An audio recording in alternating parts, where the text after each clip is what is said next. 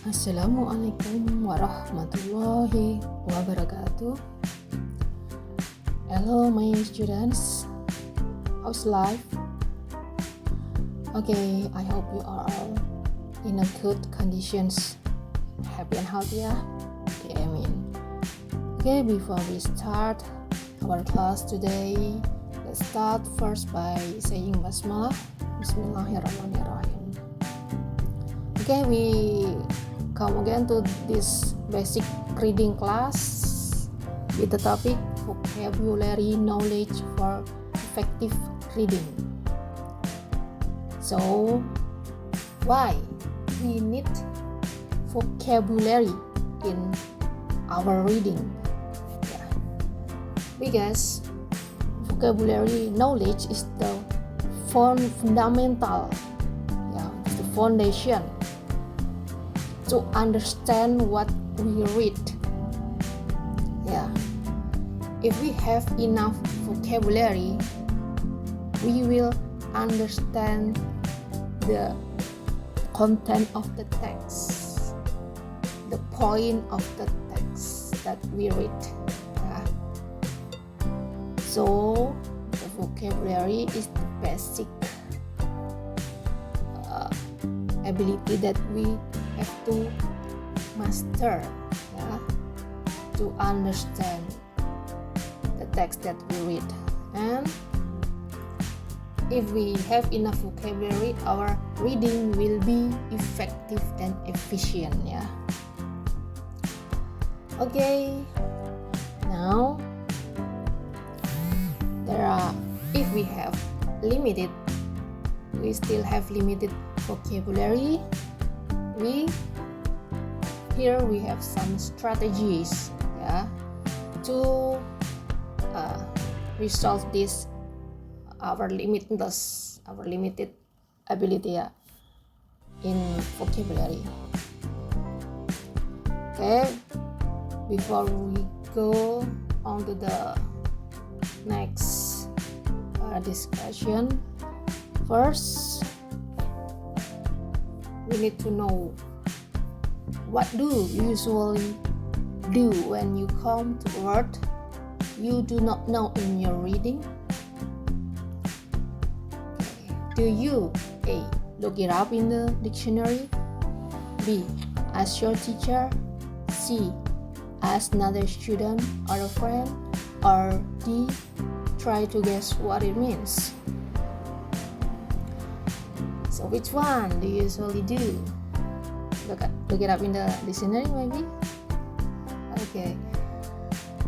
So if you answer A, B, or C, then you are not reading as effectively and efficiently as you could be. In fact, the best strategy for dealing with an unknown word is try to guess what it means. So it will be more effective, and don't waste your time if you guess the meaning of the unfamiliar word, the unknown word. So the best strategy is by guessing the meaning. This strategy A is fast because you don't interrupt your reading. Because it is fast, so we do not waste our time to look in the dictionary or to ask the teacher and so on. So we just guess. And B helps your comprehension because you stay focused on the general sense of what you are reading. So it will helps our comprehension ability because you still focus on the whole text. C helps build vocabulary because you are more likely to remember the words. It will build our vocabulary knowledge by guessing.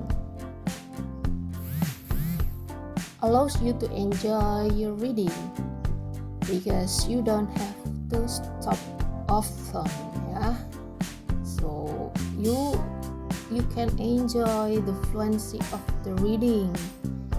You can enjoy the plot of the reading, yeah, without interrupting the fluency by open up your dictionary.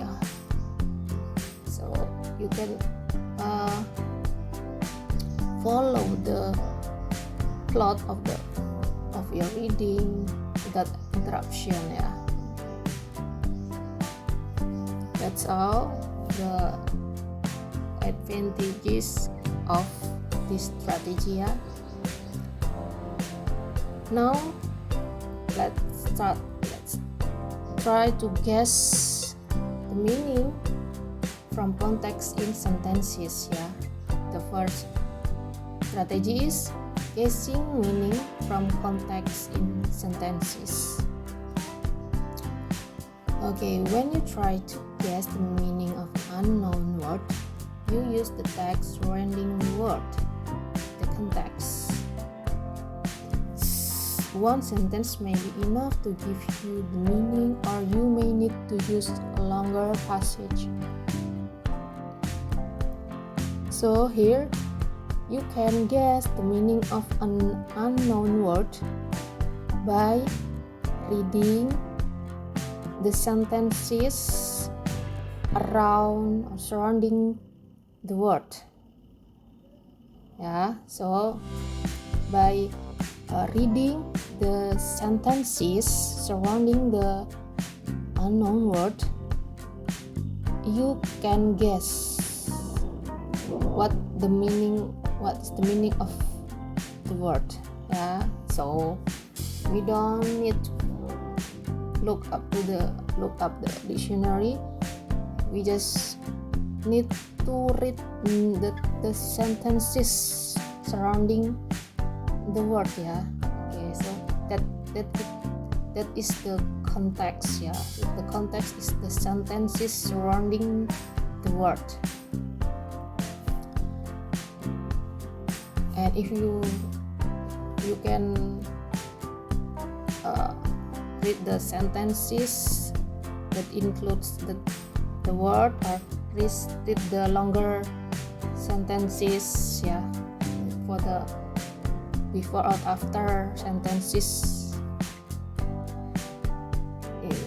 of the sentence that contain the word. Okay. Next, so now read these sentences. What does ravenous mean? Yeah. Could I have a piece of bread? I miss breakfast and I'm simply ravenous.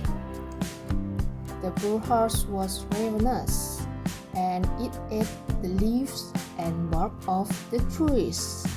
So, can you guess the meaning of ravenous from the sentences? We can guess, yeah.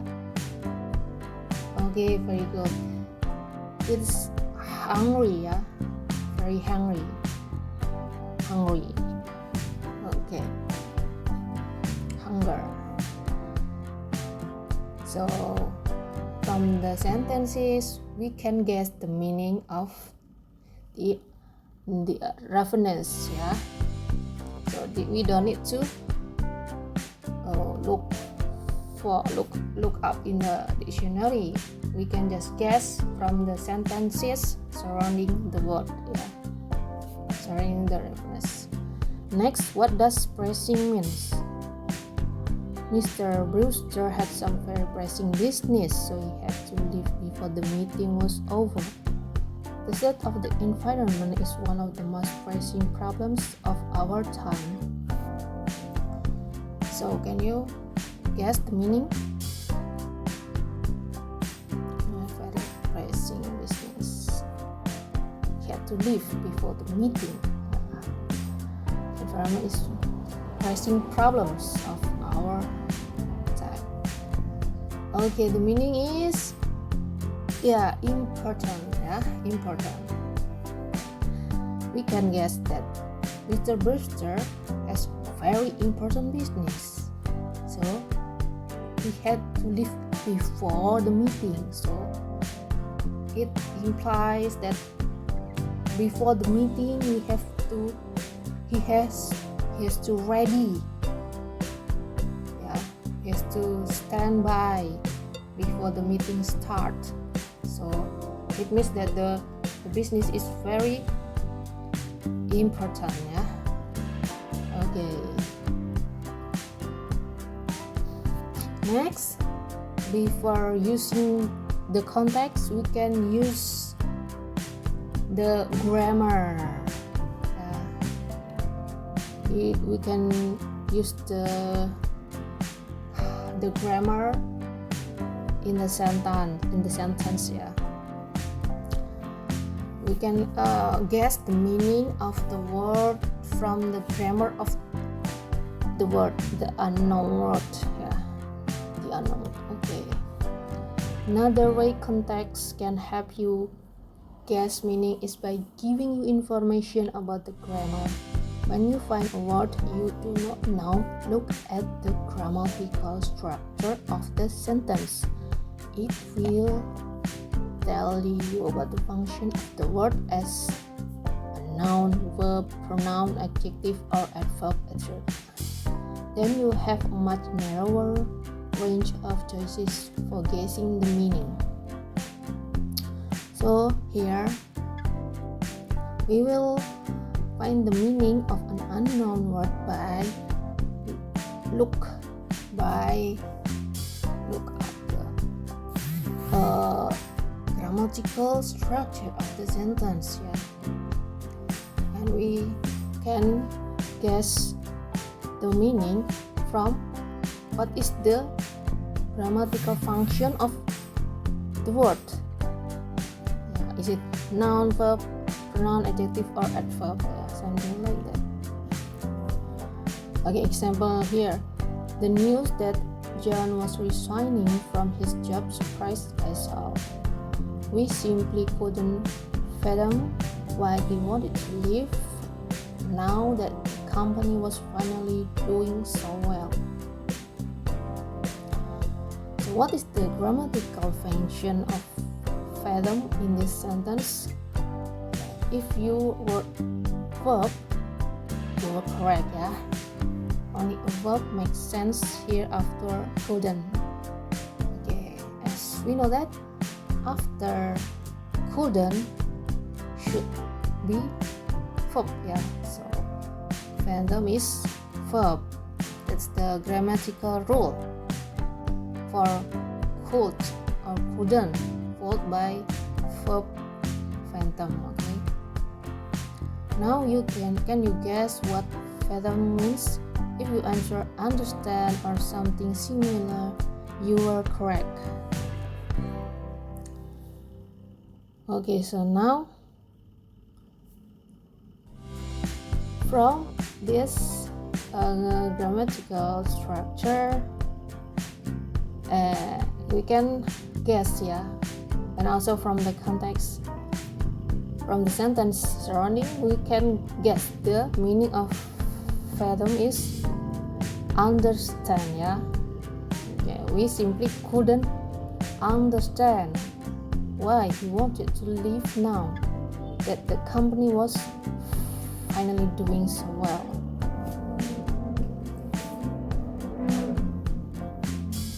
So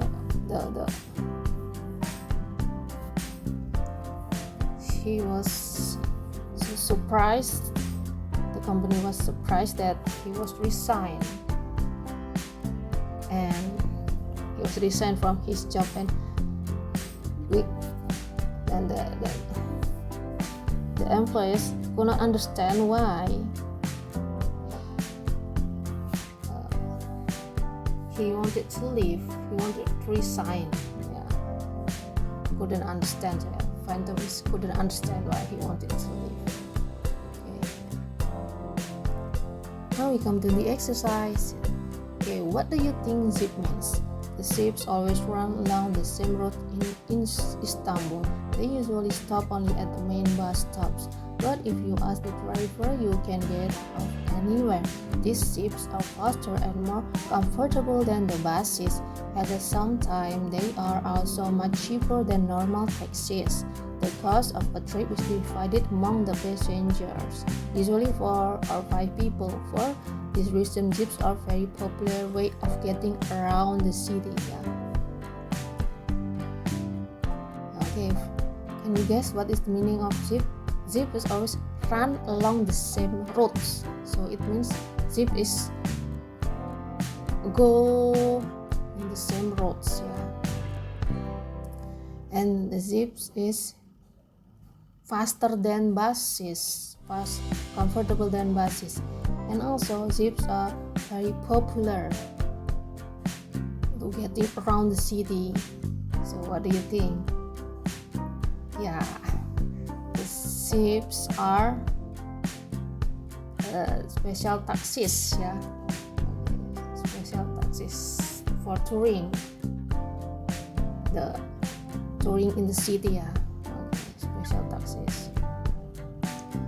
And then what do you think ZAP means? Everyone who visits Russia should first get a ZAP. If you come by train, you must already have a ZAP. You will not be allowed to enter at all without one. Travelers without ZAPs will be sent back where they came from. ZAPs are given on the spot if you arrive by plane or car. However, you may have to wait a long time for one. This can be avoided by getting a ZAP before you leave. So what do you think ZAP means?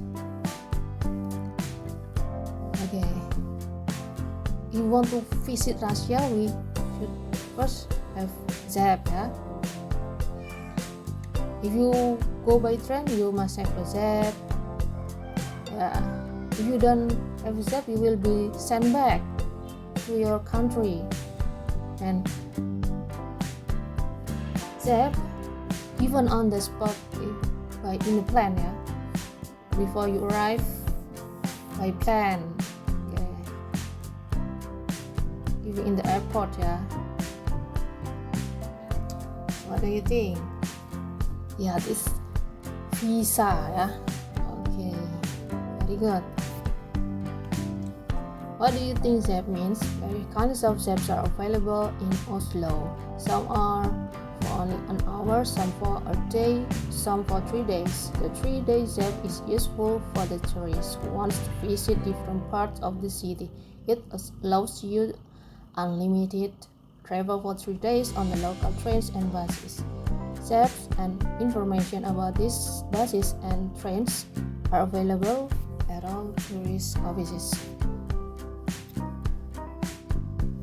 Okay, ZAPs available in Oslo. It's for an hour, some day or 3 days, for the tourists to visit different part of city, and also unlimited for the local trains and buses available. It's for buses and local trains. What do you think? For touring the city. It will be the transportation ticket, or can be the card, transportation card. Then for what do you think ZAP means? In Paris, it is wise to get yourself a ZAP as soon as possible. It's very easy to get lost if you leave the main streets. You can buy ZAPs in the train station, but they are not complete. Better ZAPs can be found in the bookstores. These have more details and they show all the named streets. So ZAP.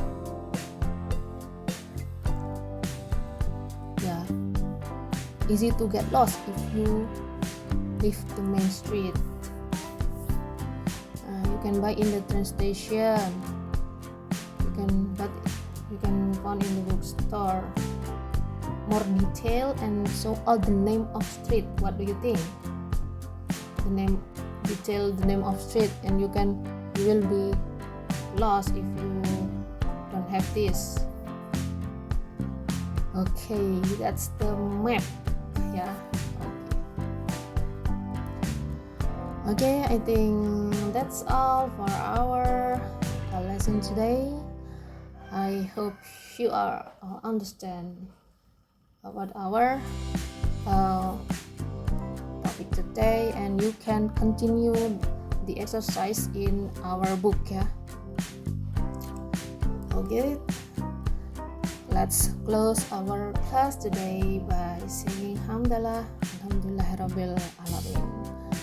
I hope our lesson will increase our ability in reading, yeah.